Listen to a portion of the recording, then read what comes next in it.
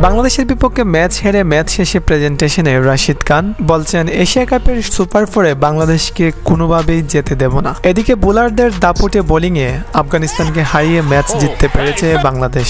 Death ওভারে মুস্তাফিজুর রহমান বাংলাদেশের সর্বকালের সেরা বোলার, সেটা তিনি এই ম্যাচে আবারও প্রমাণ করলেন। আফগানিস্তানের ইনিংসে 18.4 ওভারের খেলা চলছিল, আর ওই সময় মুস্তাফিজুর রহমান তার চতুর্থ বলে তার হাত থেকে বল ফসকে যাওয়ার কারণে তিনি এই রান আউটটি করতে পারেননি। তবে ততক্ষণে তিনি 3 ওভার 4 বল বোলিং করে মাত্র 27 রান দিয়ে 3টি গুরুত্বপূর্ণ উইকেটস তুলে নিয়েছিলেন।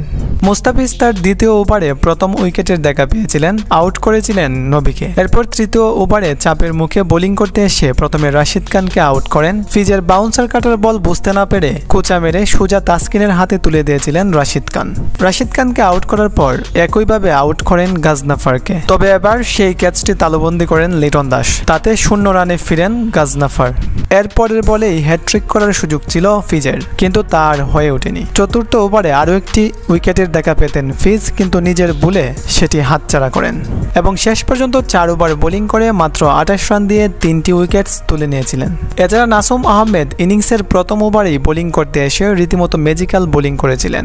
মেইডেন ওভার দিয়ে 1টি উইকেটস তুলে নিয়েছিলেন এবং শেষ পর্যন্ত 4 ওভার বোলিং করে মাত্র 11 রান দিয়ে আফগানিস্তানের 2টি গুরুত্বপূর্ণ উইকেটস তুলে নিয়েছিলেন।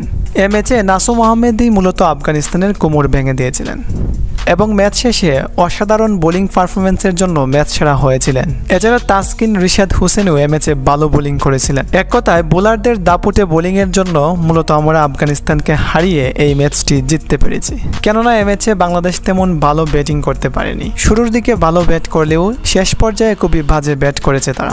একমাত্র তানজিদ তামিম অনেকটা আগ্রাসী ব্যাটিং করেছেন।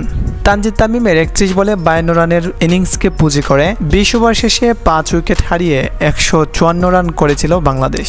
150+ রান দিয়ে আফগানিস্তানকে আটকানো সম্ভব ছিল না। যাই হোক, তবে বাংলাদেশের বোলাররা খুবই দুর্দান্ত পারফরমেন্স দেখিয়েছেন, যে কারণেই মূলত আমরা এই জয় পেয়েছি। এদিকে ম্যাচ হেরে প্রেজেন্টেশনে আফগান অধিনায়ক রশিদ খান বলেন, এ ম্যাচ হেরে আমাদের সুপার ফোরে ওঠা অনেকটা কঠিন হয়ে গেছে, তবে নেক্সট ম্যাচে শ্রীলঙ্কাকে হারিয়ে আমরাই সুপার ফোরে উঠবো, বাংলাদেশকে সুপার ফোরে উঠতে দেব না।